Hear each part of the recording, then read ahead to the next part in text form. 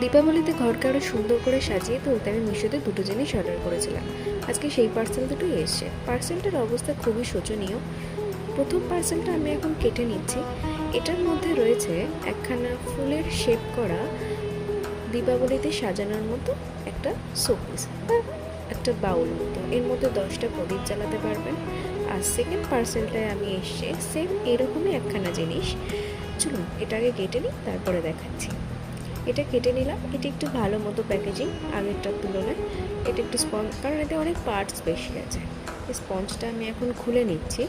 খুলে নিয়ে দেখুন এটাও খানিকটা সেমই। এর বটম পোর্শনটা আগেরটারই মতো, শুধু মাঝখানের ওই নাটটার মধ্যে স্টিকটা প্যাচের সাহায্যে লাগিয়ে আর একটা স্টেপ আমি ওপরে ওই ফুলটা লাগিয়ে নিচ্ছি। এর মধ্যেও আপনি ওই টি লাইটগুলো লাগাতে পারবেন। আমি এটা দুটো অর্ডার করেছি, সাথে এই একটা। এগুলো কেমন লাগছে আপনারাই দেখে বলুন এবারে।